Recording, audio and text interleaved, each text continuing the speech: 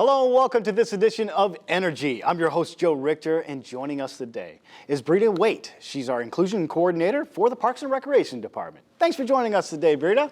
Good to be here. Good to be here. So I just tell us a little bit about yourself. Tell us what you do for the city and how that helps the residents. Well, my career has been about inclusion of people with disabilities in community life. And since about 2007, I've been working with O'Fallon. And my job is to help make sure that anybody in your community who has any type of a disability, either a permanent one or something that's just temporary, like recovering from knee surgery, that if they want to participate in Parks and Recreation, that we work with them to make sure that's possible and that they can have a successful experience. So there's a lot of examples I suppose you can give us. I mean, ADA. Just talk about some of the things that you do here for us. Yeah, so there's kind of two aspects, all of them connected with the Americans with Disabilities Act, which came out in 1990.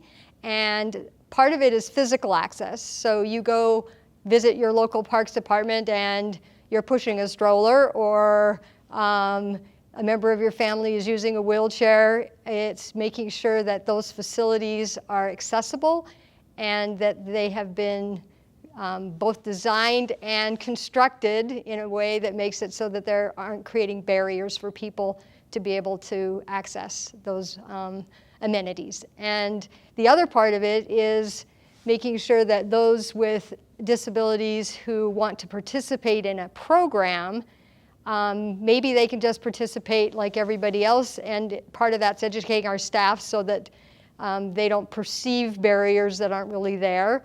And then some of it is about making sure that if they need extra support to be able to participate successfully, that we've talked to families and we understand who that, in, let's say, a kid who's going to go to summer camp or take part in swimming lessons, that we kind of know what the challenges might be, and then we try to meet them and solve those difficulties so that they can participate with others. So what often happens is when somebody has a disability, there'll be a perception either by themselves or their family that it can't work. And we want families and individuals to know that anything that we're offering, we will work with you to figure out how you can be a part of what's going on. And that's just so great to know for families that are struggling through these issues or going through this, they know that the city is looking out for them, right? How does that make you feel to be able to offer that to citizens and to know that this time of year, we're getting ready for summer, lots of kids starting to take swimming lessons. We're getting ready for kids being in summer camp, and I'm meeting with families along with the parks staff to figure out what's needed. And a lot of times, especially when they're little, like 3- and 4-year-olds, they haven't yet been to school yet. They might have done, some daycare or something. Maybe things have gotten challenging if their child is kind of struggling with something. And they can be completely overwhelmed or feeling hopeless, especially if, let's say, they got kicked out of 2 or 3 daycares. But when they come to us, we are going to sit down and figure out what's needed for that little guy or little girl to be successful. And it's usually not rocket science. It's just figuring out who that child is and why certain environments are challenging. And we can usually pretty simply figure things out. And the support we can offer can be just making sure the instructor is aware and maybe communicating a little bit differently. But sometimes it's us providing an extra buddy to help make it a success. So you mentioned you have to kind of help staff learn about these things. And I mean, has staff been receptive to it? And if they are, what does that say about O'Fallon's employees? Yeah, O'Fallon has been amazing.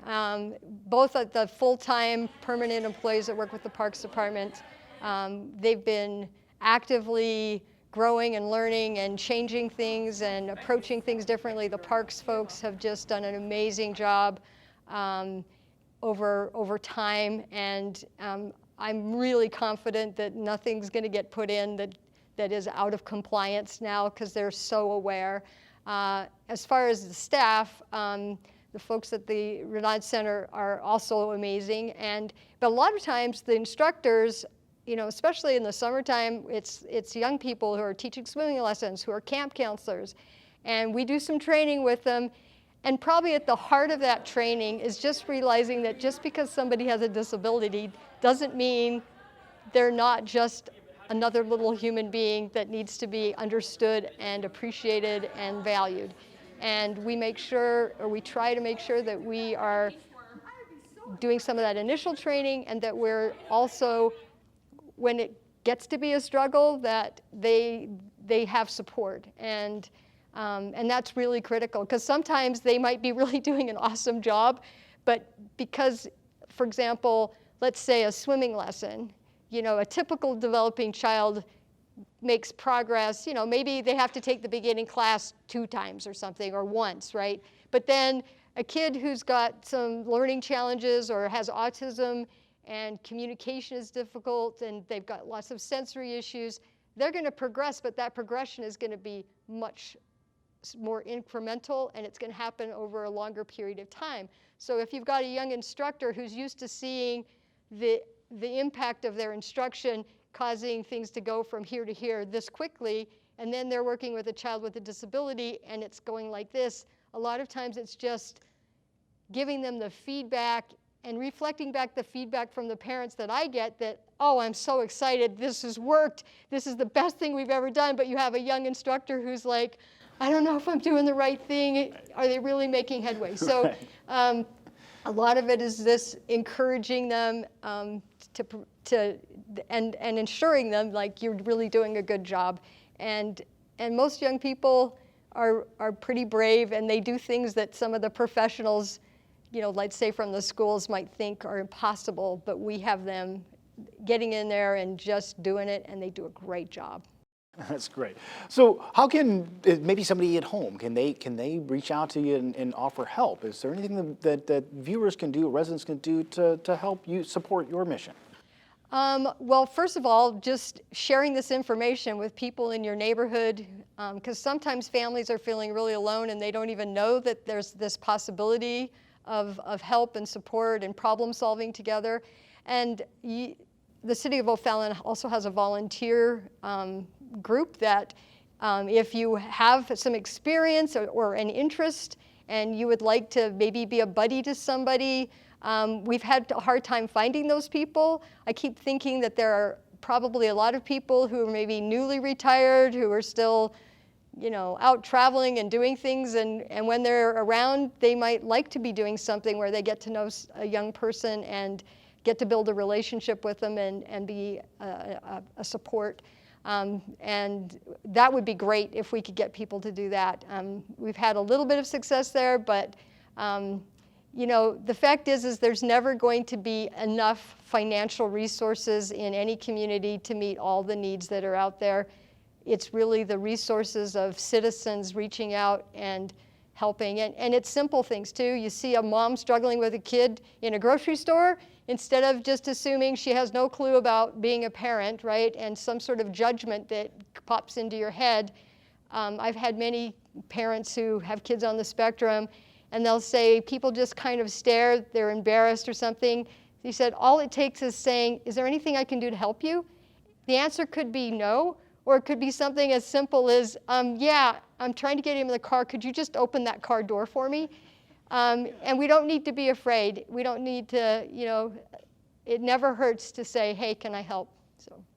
Thank you so much for joining us today. It's so fantastic to hear all the great stuff that you're doing for our city. Well, thanks for having me, and I'm able to do what I love, and it's just a privilege to be able to have this role in the city of O'Fallon and to work with so many great people.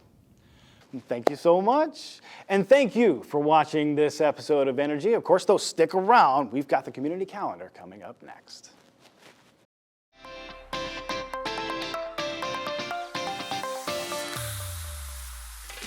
Take a break for some summer fun with O'Fallon Jammin, an outdoor concert series taking place in Civic Park every Tuesday evening, June through August. Coming up on July 13th, Power Play will take to the stage playing New Age, Motown, and R&B, and rock and funk. A variety of food trucks and concessionaires will sell tasty food, cold treats, and adult beverages. For more details, visit o'fallon.mo.us/jammin. O'Fallon Theater Works takes center stage this summer. The classic board game comes to life in this charming musical production as O'Fallon Theater Works presents Clue the Musical. Each performance is different as a hard-nosed detective invites the audience to help solve the mystery of who killed Mr. Body. For all the details, visit o'fallon.mo.us/parks and rec. Ahoy, all ye pirates and mermaids. Join us for some nautical-themed games, hunt high and low for treasure, make crafts, and go swimming too, then finish our fun with pizza. Space is limited and pre-registration is required by July 12th. Sign up for basketball camp at the Renat Center. This 5-day co-ed camp is set up for fun, but players can expect to put in some hard work too. This clinic will focus on strengthening fundamental game skills through repetition and drills to help players take their game to the next level. Register in person at the Renat Center or online at renatcenter.com.